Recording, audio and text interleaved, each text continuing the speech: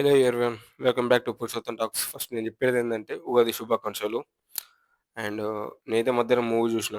ఈ మూవీ చూసిన తర్వాత ఫస్ట్ అనిపించిందేంటంటే, ఈ మూవీ డెఫినిట్‌గా 2000,00,00,000 దాటుతదని చెప్పేసి అనిపించింది నాకైతే. ఎందుకంటే ఫస్ట్ మూవీ చూసినప్పుడే పార్ట్ 1 చూసినప్పుడే కొంచెం తోపనిపించింది. దానికి మించుంది అమ్మో! మూవీ కూడా అనిపిస్తది.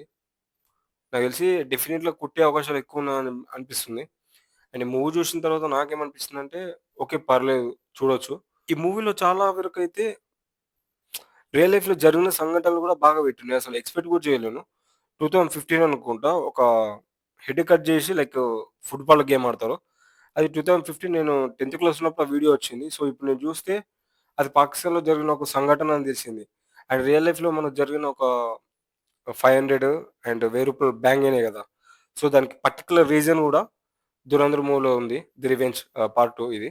సో, ఈ మూవీలో అంతా క్లియర్‌గా ఉంది. కొన్ని కొన్ని రియల్ లైఫ్‌లో ఇండియాలో జరిగినయి, కానీ పాకిస్తాన్‌లో ఎలా జరిగినయి కొన్ని కొన్ని సంఘటనలు అంటే అండ్ కొన్ని కొన్ని కొత్త పాత్రలు గూడా దీంట్లో అంటే క్యారెక్టర్స్ గూడా ఇన్వాల్వ్ అయినాయి. యూపీ పొలిటీషియన్ గ్యాంగ్‌స్టర్ టైపు అతను.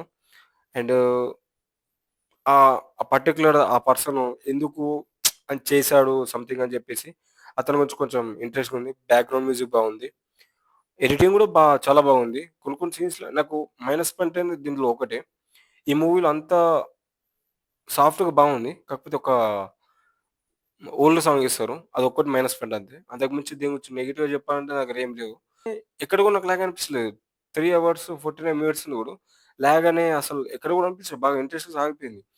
ఫస్ట్ అయితే సీన్ అది నేనసలు ఎక్స్‌పెక్ట్ చేయలేను. ఫ్యామిలీ తోటి ఒక డ్రామా అనేది ఉంటది.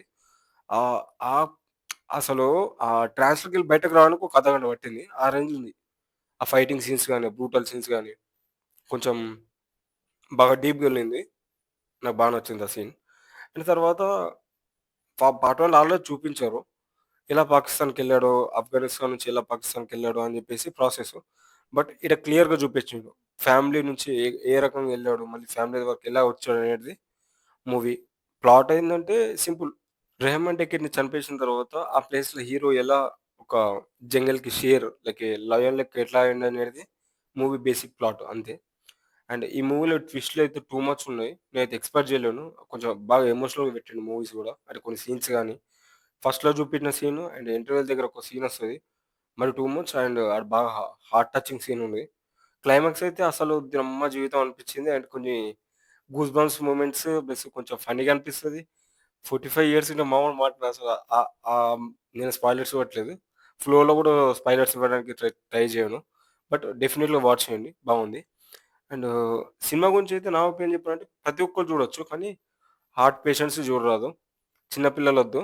అండ్ కొంచెం బ్రూటల్ సీన్స్ 'మార్కో', 'హిట్ 3' దానికి మించి ఉన్నాయి కాబట్టి కొంచెం బూతులు గూడా ఎక్కువ వాడిర్రు. సో, నేనేమంటానంటే ఫ్యామిలీతో వెళ్ళొద్దు, చూడొద్దు.